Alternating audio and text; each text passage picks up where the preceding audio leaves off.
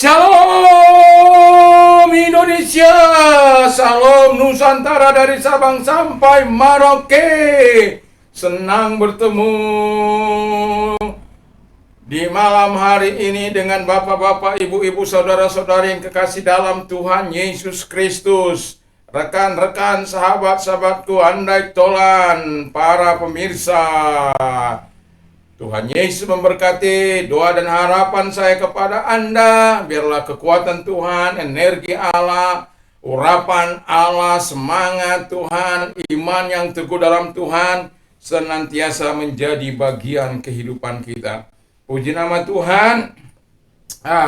Pada saat ini saya akan menyampaikan firman Allah di dalam Mazmur 37 ayat yang ke-39 sampai dengan 40. Demikian bunyi firman Allah. Orang-orang benar diselamatkan oleh Tuhan. Ia adalah tempat perlindungan mereka pada waktu kesesakan. Tuhan menolong mereka dan meluputkan mereka. Ia meluputkan mereka dari tangan orang fasik dan menyelamatkan mereka, sebab mereka berlindung padanya. Tema kita adalah manfaat hidup sebagai orang benar. Jadi, hidup dalam kekudusannya, dalam kebenaran Tuhan, dalam kehendak Allah, dalam ketaatan kepada Tuhan. Dan pada saat ini saya mengatakan manfaat hidup sebagai orang benar adalah yang pertama dikatakan Tuhan menyelamatkan orang benar. Jadi yang pertama yang akan Tuhan lakukan ketika Anda hidup sebagai orang benar, Anda akan mendapatkan manfaat di mana Tuhan menyelamatkan engkau. Jadi orang-orang yang benar di dalam Tuhan akan senantiasa ada pertolongan, ada perlindungan dari Tuhan. Ketika musuh-musuhnya datang menyerang, dalam Mazmur dikatakan, Mazmur 3 dikatakan kalau musuh-musuhnya datang, Tuhan menghancurkan musuh-musuhnya. Kalau di dalam pasal 9 dikatakan, ayat yang 9, di mana Tuhan mau menyatakan kekuatannya dan menyelamatkan orang-orang yang dikasihinya. Jadi yang mau saya katakan adalah, jangan ragu untuk hidup sebagai orang benar di hadapan Allah. Bukan Anda yang membenarkan diri sendiri, bukan Allah lah yang membenarkan diri Anda ketika Anda menerima kasih karunia-Nya dan Anda bertobat dan hidup seturut dengan kehendak Allah. Kedua adalah Tuhan menjadi tempat perlindunganmu.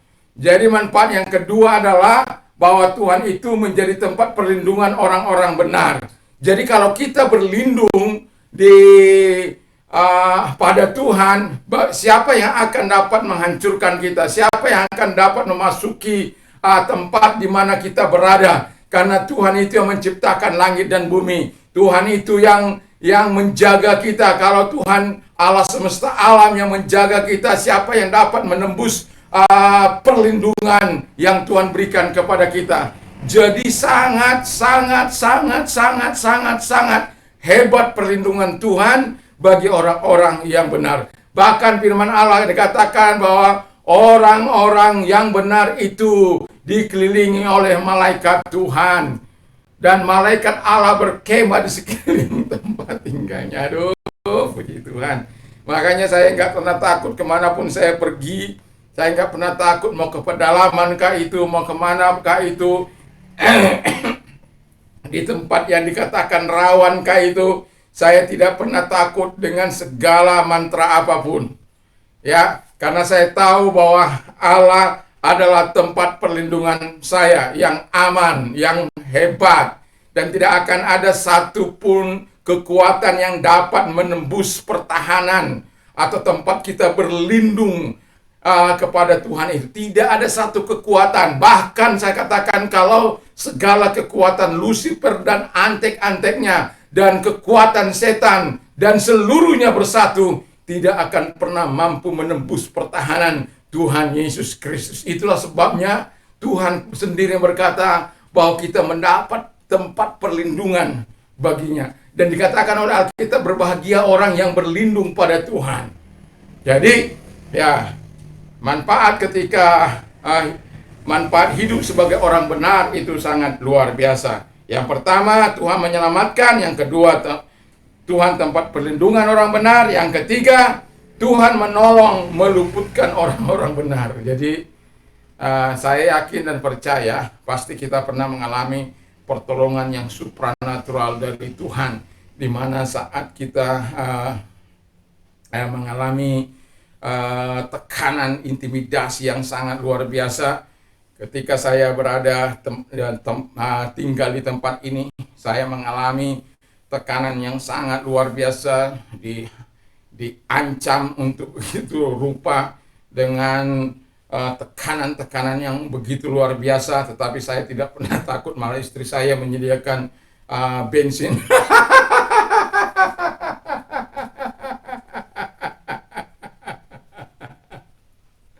Ya, karena mungkin saya sudah bilang kamu pergi saja dari sini, tapi dia nggak mau pergi. Ya, karena saya mau menghadapinya. Saya tidak pernah takut karena saya merasa saya tidak salah. Saya berkata kepada mereka, negara seharusnya hadir untuk membela orang-orang yang dijolimi, yang teraniaya. Tetapi justru sebaliknya. Tapi saya mau katakan bahwa semuanya itu terjadi di masa-masa yang sangat sulit bagi saya. Tapi saya tetap berkata, dalam tekanan apapun, saya berkata, saya masih penduduk warga negara Indonesia yang punya namanya undang-undang yang luar biasa. Ada jaminan dari negara pasal 29 ayat 20 ayat 1 dan 2 itu. Di mana ayat 2-nya kita bebas untuk menjalankan syariat dan kepercayaan kita. Jadi kalau ada sebenarnya gangguan, negara harus hadir. Dan aparat harus hadir, tidak boleh membela. Tapi memang namanya oknum, ada saja yang tidak sesuai dengan apa yang kita harapkan. Tapi yang mau saya bilang adalah selalu ada jalan keluar yang Tuhan sediakan. Ketika mereka menyinggung soal nyawa saya, dalam 2 minggu Anda tidak keluar, maka nyawanya jadi taruhannya. Saya mengalami tekanan yang begitu luar biasa, tetapi saya tetap percaya bahwa ada pemeliharaan Tuhan. Dan ketika Tuhan memberikan sebuah penglihatan bagi saya, lalu kemudian saya sudah bilang kepada istri saya untuk tidak beribadah, tapi karena saya melihat saya harus memilih, takut kepada intimidasi itu apa takut kepada Tuhan. Nah, ketika karena dalam penglihatan itu saya mendapatkan sesuatu yang sangat luar biasa. Tuhan ingatkan saya nggak berbalik kepada profesi lama saya di kampung saya di apa sana, yang membawa beban yang syarat dengan muatan itu. Ya, saya tahu bagaimana kalau dari lereng gunung membawa muatan yang seperti itu saya bisa mati. Tetapi Tuhan suruh saya turun. Saya bilang nggak mau saya sebenarnya, tetapi saya mengingat bahwa karena engkau yang menyuruh saya turun. Dan ketika saya melangkahkan kaki saya mau turun, saya nggak tahu dari mana semua pertolongan itu datang, dan akhirnya sampai di lembah. Dan ketika sampai di lembah, Tuhan suruh lagi naik ke tempat yang lebih tinggi dari tempat saya turun itu. Saya bilang, yang benar saja Tuhan. Lalu, tapi saya karena sudah apalagi tadi pengalaman tadi, saya bilang oke, saya naik. Tadinya semua sudah nggak ada di mana, naik. Dan ketika saya melangkahkan kaki saya, ada lagi orang-orang yang menolong saya itu. Dan kemudian apa yang terjadi? Sampai di atas semua bersukacita, semua bersorak-sorai. Saya bilang sama Tuhan, saya tidak mau turun Tuhan, saya mau naik. Dan Anda tahu, paginya karena itu Jumat, paginya Sabtu saya bilang sama istri saya, atur kursi, kita ibadah. Istri saya komplain, Papa kan sudah umumkan tidak beribadah. Tidak, saya akan lebih taat kepada Tuhan. Akhirnya kami ibadah. Yang tadinya masuk dari pintu samping, saya buka dari depan. Dan masuk harus dari pintu depan, jangan dari pintu samping lagi. Karena beberapa waktu kita mengalami tekanan yang begitu luar biasa, masuknya dari pintu samping. Tapi ketika Tuhan suruh harus memilih mana yang harus saya pilih, saya memilih untuk takut akan Tuhan. Makanya ketika saya diangkat tengah malam, saya bilang, nyawa saya ini pun saya akan serahkan demi Kristus. Ya, tengah malam saya diangkat dari rumah saya, dibawa ke kantor aparat, ya. Tapi itu di tahun 2171,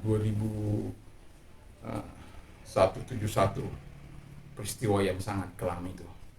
Tapi saya bersyukur bahwa Tuhan terus memelihara dan melindungi, walaupun banyak kali yang kesusahannya sangat kami alami. Tapi saya tetap yakin dan percaya sebagaimana janji Tuhan bahwa Tuhan menolong dan meluputkan orang-orang benar, diancam untuk dibinasakan, tapi ini sampai surat terbuka itu, ya. Karena mereka berpikir bahwa mereka berada sudah di atas angin, tapi lupa bahwa Tuhan itu adalah Tuhan pemilik segalanya. Lalu yang keempat, Tuhan menyelamatkan orang-orang benar dari orang-orang fasik. Jadi itu intinya bahwa Tuhan akan terus menyatakan kuasa-kuasanya kepada kita yang percaya. Jadi kita akan selalu mengalami pertolongan dari Tuhan. Ketika orang-orang fasik menginginkan nyawa kita, saya bilang begini, 3 tahun saya dipermasalahkan, saya tidak pernah mempermasalahkan. Tapi kalau kali ini saya hanya bilang sama Tuhan, Engkau yang berurusan dengan mereka. Mereka telah menyinggung soal nyawa saya, singgung juga nyawa mereka. Dan Anda tahu, Tuhan mengambil orang yang merasa dirinya kuat, hebat, luar biasa. Kenapa? Tuhan tidak akan pernah membiarkan umatnya. Kalau itu seizin Allah engkau mati karena situasi itu, ya bersyukurlah karena kau diizinkan Tuhan untuk menjadi darah sahid bagi gerejanya. Darahmu akan menjadi benih bagi gereja. Kadang kalau orang mengalami ketakutan yang begitu luar biasa. Tapi saya ingin seperti itu, tapi tidak bisa. Walaupun sudah ada pernah pedang di leher saya, walaupun sudah ada pernah pisau di perut saya, tapi belum pernah terjadi. Kalau terjadi mungkin yang mau saya bilang adalah hiduplah sebagai orang benar di hadapan Tuhan. Sekalipun Anda hidup sebagai orang benar, bukan berarti penderitaan lepas dari Anda, kesusahan lepas dari Anda, tidak. Tapi yang jelas Tuhan akan menolong, Tuhan akan menyelamatkan, Tuhan akan membuktikan kebesarannya kepada setiap orang yang percaya kepada Dia. Tidakkah kita ingat bagaimana peristiwa Sadrak, Mesak, Abednego ketika dia diizinkan oleh Tuhan mengalami dan kemudian dia tidak mau sujud kepada patung buatan raja, bahkan diberikan kesempatan untuk mereka menyembah kalau mereka sudah dengar bunyi-bunyian gambus dan kecapi. Tapi justru mereka, ketahuilah Tuanku Raja, sekalipun Tuhan yang kusembah, yang kami sembah itu tidak dapat menolong kami, ketahuilah Tuanku Raja, kami tidak akan menyembah patung buatanku raja. Wah, itu murka raja sangat luar biasa, disuruh panaskan 7 kali, yang ngangkat aja mati, mereka menari-nari. Haleluya! Kalau atas seizin Tuhan engkau mengalami itu, Tuhan akan terus bela umatnya, Tuhan akan bela orang-orang benar, Tuhan akan bela dengan kuasanya. Jadi tidak perlu berkecil hati untuk hidup benar di hadapan Allah, sekalipun mungkin di sekeliling kita orang-orang melakukan apa yang tidak menyenangkan hati Tuhan, tapi pilihlah untuk hidup benar di hadapan Allah, karena itu ada manfaatnya ketika kau hidup sebagai orang benar di hadapan Tuhan. Dan nikmati kasih dan kuasanya, nikmati pengaruh Allah dalam hidupmu, nikmati kekuatannya, nikmati mujizatnya. Mari kita tunduk kepada dan kita berdoa. Terima kasih Tuhan buat firman-Mu, biarlah kekuatan Tuhan menyertai kami. Dan kami yakin dan kami percaya kepadamu Tuhan, bahwa Engkau adalah Allah yang hidup, Allah yang perkasa. Di dalam nama Tuhan Yesus Kristus, kami menyerahkan hidup kepadamu Tuhan. Dan kami berdoa bagi presiden kami dan wakil presiden, diberkatilah mereka dalam menjalankan roda pemerintah akan Tuhan, keadilan dan kebenaran menjadi bagian dalam tugas-tugas mereka, sehingga bangsa ini betul-betul bangsa yang menghargai hak-hak asasi manusia, yang menghargai demokrasi dan yang menjunjung tinggi hukum di bangsa ini.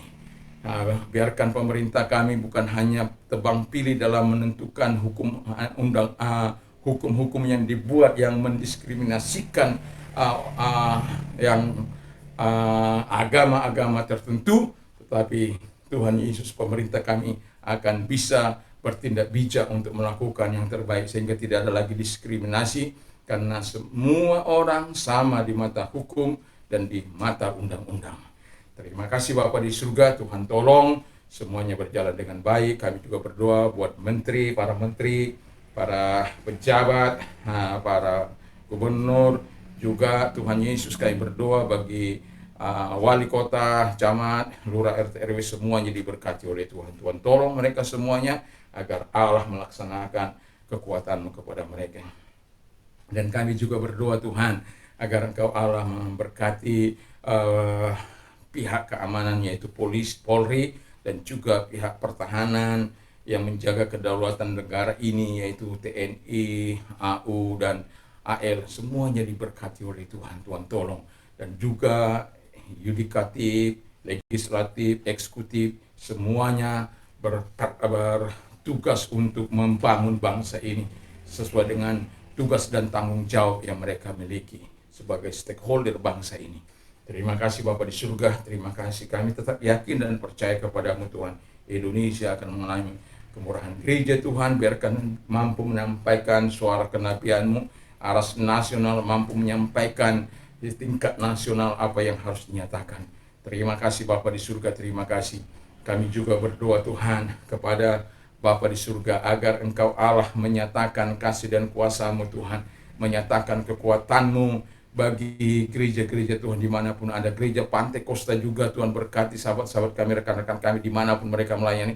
Tuhan memberkati mereka, Tuhan tolong mereka. Terima kasih anak-anak bangsa dari Sabang sampai Merauke, dari Miangas sampai Pulau Rote, diberkatilah mereka di dalam nama Yesus. Dan kami juga berdoa setiap orang percaya diberkati oleh Tuhan. Terima kasih Tuhan, terima kasih. Yang sakit dalam nama Yesus, apapun sakit penyakit mereka di dalam nama Yesus, sembuhlah Engkau. Dari COVID kah, dari masalah-masalah apapun, disembuhkan Engkau. Dari ginjal kah itu, dari mandul kah itu, Tuhan sembuhkan. Dari sakit penyakit parah kah itu, Tuhan sembuhkan, Tuhan pulihkan. Di dalam nama Yesus, selalu ada mujizat bagi orang-orang berharap dan bersandar kepada Tuhan.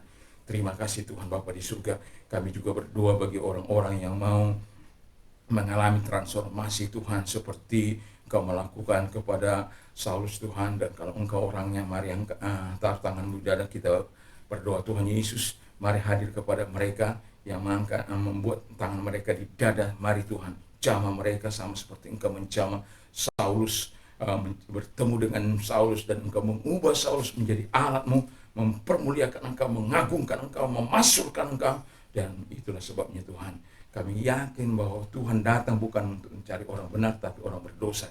Sehingga mereka-mereka yang berdosa tadinya akan dipulihkan oleh Tuhan. Dan Tuhan hadir dalam hidupnya, mengubah segala karakter mereka, karena Tuhan sendiri ada dalam kehidupan mereka. Terima kasih. Dan bagi mereka yang menerima Yesus sebagai Tuhan dan Juru kami juga berdoa, dengarkan firman Allah, karena begitu besar kasih Allah akan dunia ini, sehingga Ia mengaruniakan anaknya yang tunggal, supaya setiap orang percaya kepada tidak binasa, melainkan beroleh hidup yang kekal. Jadi keselamatan hanya ada pada Yesus, dan keputusan yang Kau ambil sudah tepat. Dan mari berdoa, ikuti doa saya. Tuhan Yesus, saya sadar saya orang berdosa, saya butuh Tuhan, saya mengakui segala dosa dan kejahatan yang pernah aku lakukan, dan ampunilah segala dosa dan kejahatan yang pernah aku lakukan di hadapan sesama dan di hadapan Tuhan. Dan juga Tuhan, ampuni dosa dengan kuasa darah-Mu yang ajaib itu Tuhan Bapa di surga. Saat ini kubuka hatiku, masuklah dalam hatiku, menjadi raja, menjadi pemerintah, menjadi penguasa, menjadi juru selamat dalam kehidupanku. Terima kasih. Dan saat ini kupercaya sudah menerima hidup kekal di dalam nama Yesus Kristus, dan menjadi warga negara kerajaan surga. Terpujilah Engkau. Kami juga berdoa untuk orang-orang muda, sehingga orang-orang muda bukan orang-orang muda yang melakukan kejahatan, yang melakukan perkelahian, pencurian, perampokan, dan lain sebagainya, tapi orang-orang muda yang punya visi untuk membangun bangsanya, seperti Sadrak, Meshak, Abednego, yang punya kualitas baik secara watak, pengetahuan, dan karakter, karena mereka adalah orang-orang yang takut akan Tuhan, dan mereka yang melakukan terobosan-terobosan yang begitu luar biasa di Babel Bapa di surga, karena Tuhan mau memakai mereka, dan Tuhan tunjukkan kemuliaan-Mu di dalam beberapa pemerintahan yang mereka, khususnya Daniel. Tuhan, terima kasih Bapa di surga, dan kami juga berdoa bagi mereka-mereka yang bergerak di bidang bisnis seperti Abraham, Ishak, Yakub, dan juga itu Ayub Tuhan. Dan Tuhan berkati di bidang spiritual juga seperti Samuel, juga para murid, dan juga Tuhan Yesus para rasul, dan juga Tuhan Yesus Stephen atau Paulus ataupun Timotius, semuanya yang bergerak dalam bidang spiritual. Mereka yang bergerak dalam bidang pemerintahan, dalam bidang bisnis, atau dalam bidang spiritual, khususnya mereka-mereka yang bergerak dalam bidang spiritual, mereka adalah orang-orang yang menyatukan, bukan meruntuhkan, bukan merusak kesatuan dan persatuan, bukan merusak toleransi. Dan itulah sebabnya sehingga kami saling menghargai, sehingga anak bangsa ke depan, anak-anak muda adalah orang-orang yang punya wawasan, punya pemikiran yang tajam, pemikiran yang kritis, tetapi tanpa mengorbankan anak bangsa. Terima kasih Bapa di surga, terima kasih, kami bersyukur, kami percaya, dan apabila negara ini dipercayakan kepada mereka, jayalah negeri kami, karena keadilan dan kebenaran dan takut akan Tuhan menjadi landasan kehidupan mereka. Terima kasih, kami bersyukur dalam nama Yesus. Yang sudah menerima Yesus sebagai Tuhan dan Juru Selamat, saya ucapkan selamat bagi kita, dan bagi Anda yang menerima pertolongan Tuhan, saksikan kemurahan Tuhan. Dan saya mau katakan, damai sejahtera Allah yang melampaui segala akal akan melihara hati dan pikiranmu dalam Kristus Yesus. Berbahagialah orang yang mendengar, menyimpan, melakukan firman Allah dalam hidupnya. Iman timbul dari pendengaran firman Kristus. Haleluya, haleluya, haleluya. Apa saja yang orang lain ingin lakukan kepadamu, lakukan jugalah demikian. Kalau dicubit itu sakit, jangan mencubit. Kalau dihina itu tidak enak, jangan menghina. Kalau dilecehkan itu membuat engkau gusar, jangan juga melecehkan orang lain. Tuhan Yesus memberkati, dan juga saya mau katakan kepada kita, Allah akan mencukupi segala kebutuhan menurut kekayaan dan kemuliaan dalam Kristus Yesus. Dan jangan lupa apa saja firman-Nya. Jika engkau tinggal dalam Yesus dan firman Allah ada dalam engkau, Dia kata, mintalah apa saja yang kau inginkan, maka hal itu akan diberikan kepadamu. Haleluya, haleluya. Menangislah dengan orang yang menangis, bersukacitalah dengan orang bersukacita. Dan juga saya mau katakan, dan doa dan harapan saya, setiap kita memberi kekuatan dan berkat, sang mampu berkat segala perkara dapat kutanggung di dalam Dia yang memberikan kekuatan kepada aku, karena Tuhan menyertai kita dan memberi kekuatan. Sama-sama punya pengharapan pandemi ini akan berlalu, negeri kita akan dipulihkan sebagaimana sebelum terjadinya pandemi, bahkan lebih. Tuhan Yesus memberkati. Salam Indonesia, salam Nusantara. Kepada engkau yang pengedar narkoba dan pengguna narkoba, berhentilah. Tuhan Yesus mengasihimu dan Tuhan sangat sayang padamu. Karena kalau engkau bertahan dalam kemauanmu yang salah itu, maka itu bisa menghancurkan engkau,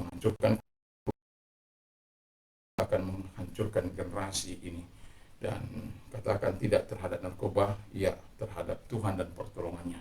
Tuhan Yesus memberkati, karena Dia sayang sama engkau sebagai sayang kepada kita semuanya. Haleluya.